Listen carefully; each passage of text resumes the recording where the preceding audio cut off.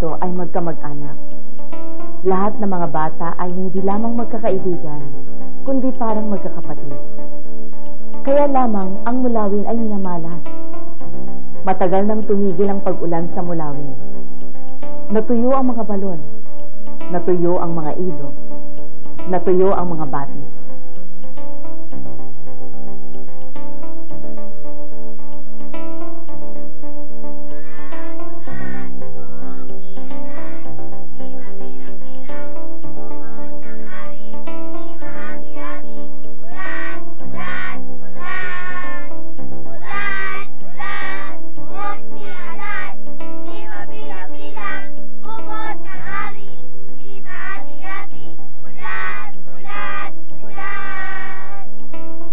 Nakalimutan na ng mga taga-Mulawin kung kailan huling pumatak ang ulan dito. Iisa lamang ang nakakaalam kung gaano nakatagal mula nang kami huling makaranas ng ulan. Ito ay si Santiago. Linggo-linggo, nagtatanim siya ng isang piraso ng kahoy sa parang. Bawat putol na kahoy ay isang linggong hindi pumapatak ang ulan. Ay, Amparo. Magtatatlong taon na. Magtatatlong taon nang hindi umuulan sa Mulawin.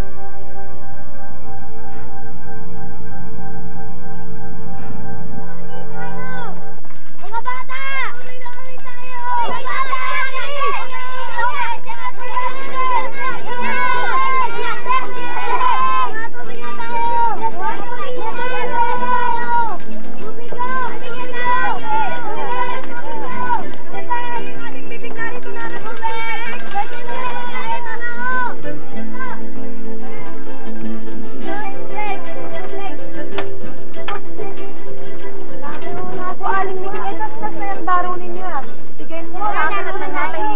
Wag na, Amparo. Bakit pa ako nag-aabala? Hindi naman ako ganun naglalabas na. At saka, sa init na ito. Basta't mamaya dadaan ako sa bahay ninyo at bigay niyo sa akin yung damit ninyo matahin. Bakit, Amparo? Hanggang ngayon ba nagtumatanggap ka pa ng patay? At bakit naman ako titigil? Ewan ko, sa init na to. Ako nga gusto ko nang tumigil sa pagkakarpintero. Wala namang nagpapagawa Buti binanggit mo na rin lang yan. Mamaya, yung bubong ko sa kusina sira-sira na. Gawin mo na ha. Aanhin mo ang bubong.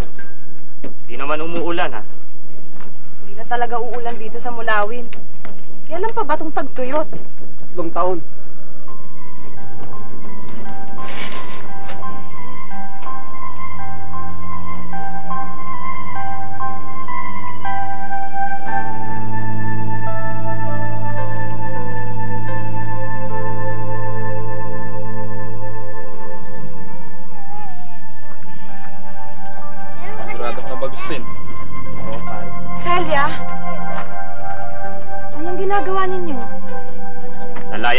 dito, Amparo.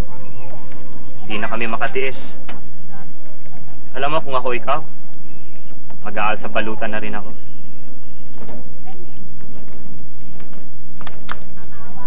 Dito na sa Mulawin na buhay ang mga kanununuan ko.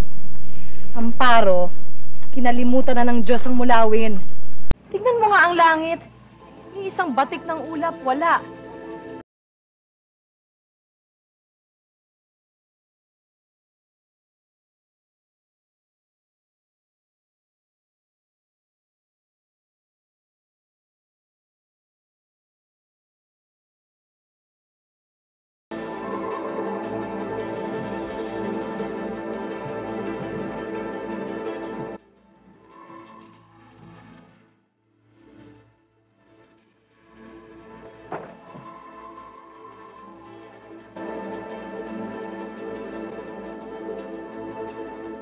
Nawalan na ako ng tiwala sa aking mga kababayan.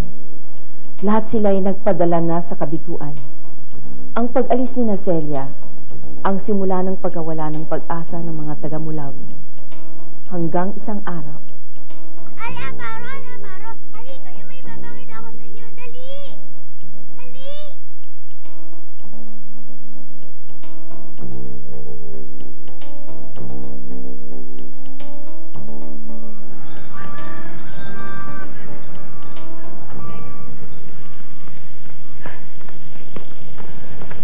Tignan nyo, Amparo, tumutubo na ang tinanim kong puno.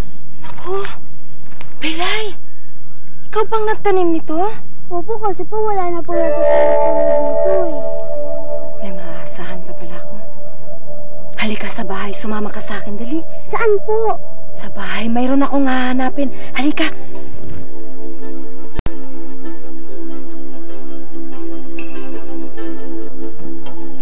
Mananay po ba kayo, Amparo? Oo. Alam mo, hindi pangkaraniwan itong sinulit ito.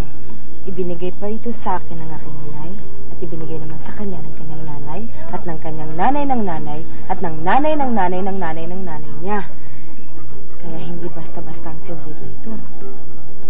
Bakit po? Bakit po siya naiiba? Belay, kwentuhan mo nga ako. Kahit na ano. Yung tungkol sa puno. Oh? Oo, sige na. Ano po naman ganyan eh? Itinanim ko po yung buto ng manggang kinain ko po dati pa po. At ang tamis-tamis nga po eh. Alam niyo po, araw-araw ko pong dinidiligan yun. At bigla na po siya umusbong at pinangalanan ko po siya na Manggito. At aalagaan ko po siya ng buti.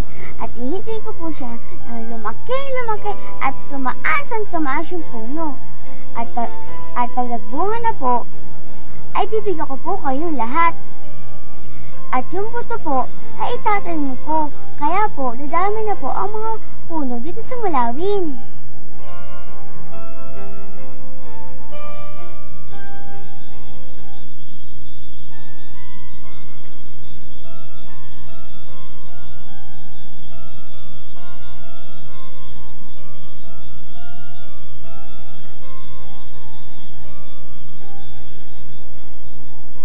Sino pong manahi?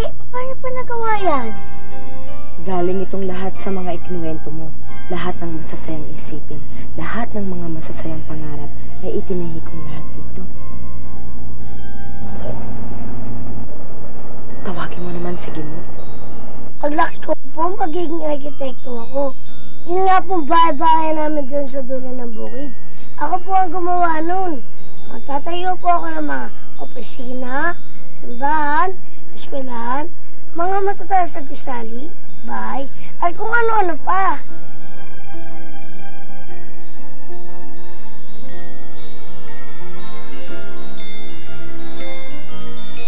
Naliligo kami ng kahapon doon sa may ilog.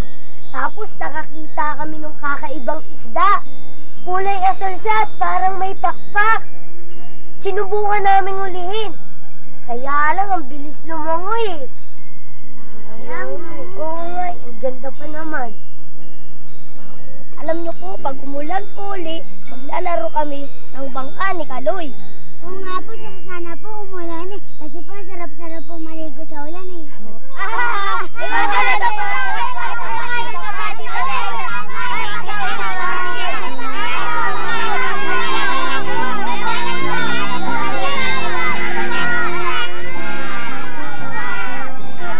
Bawat isa sa kanila ay nagkwento ng kanilang mga panaginip, ng kanilang mga masasayang alaala. Ikinuwento nila ang tungkol sa kanilang unang mga laruan, tungkol sa masasarap na pagkain kanilang natikman at gustong matikman muli. Ikinuwento nila noong una silang nakasakay sa kalabaw. Ikinuwento nila ang kanilang pangarap na makasakay sa lumilipad na eroplano. Ang iba'y gustong makarating sa mga bayan sa kabila ng mga bundok. Naalala nila kung kailan nila unang naramdaman ang pag-aaruga ng kanilang mga magulang. Ikinuwento nila kung papaano nila gagantihan ang kabutihan ng kanilang mga magulang. Ang dibdib ko'y napuno ng kanilang mga kwento. Napuno ng liwanag ang aking puso.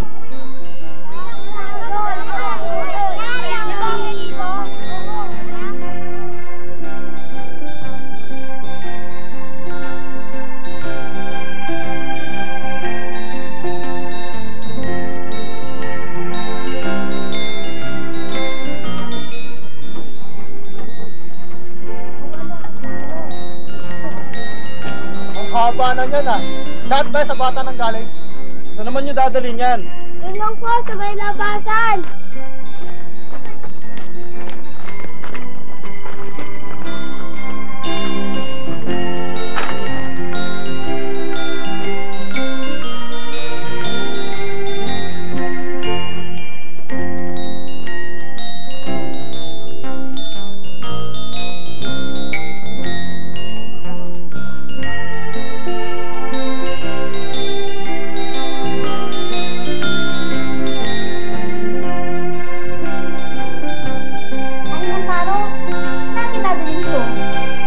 Sa gitna ng kaparangan. Ang haba na. Sana galing to, Aling Amparo. Ito ang lahat ng inyong mga masasayang kwento. Ang lahat ng inyong mga pangarap. Pinagdugtong-dugtong ko sila. Hinabi ko upang mabuo. Oo, anak. Ito ang inyong mga pangarap.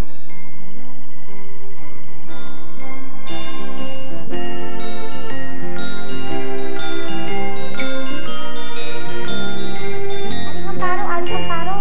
Anong gagawin natin dito? Hintayin ninyo. Tandaan mo, Belay. Tandaan ninyong lahat. Huwag kayong titigil na mangarap. Huwag kayong magpapatalo sa kabiguan. Kung naniniwala ka, lahat ng inyong mga pangarap ay matutupad. Kaya hayaan nating lumipad ang ating mga pangarap. Ilatag na muna natin dito ito at magdidilim na. Ngayon, maaari na tayong magsiwet. Maraming salamat sa inyong lahat.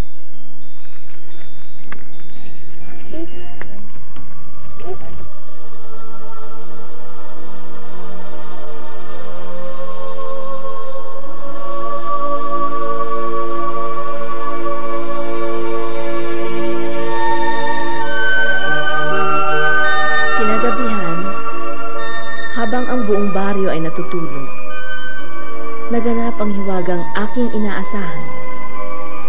Walang kamalay-malay ang mga bata na nagkaroon ng sariling buhay, ang kanilang mga panaginip.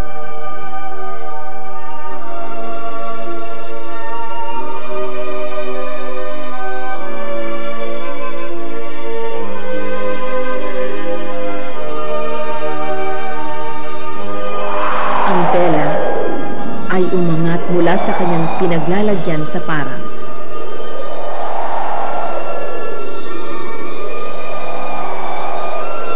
Umikot ito sa labas ng bahay.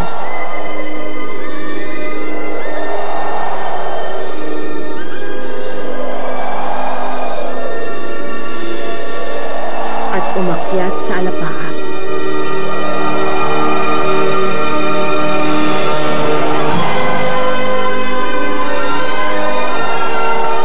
Sumanod sa nabuong kulang.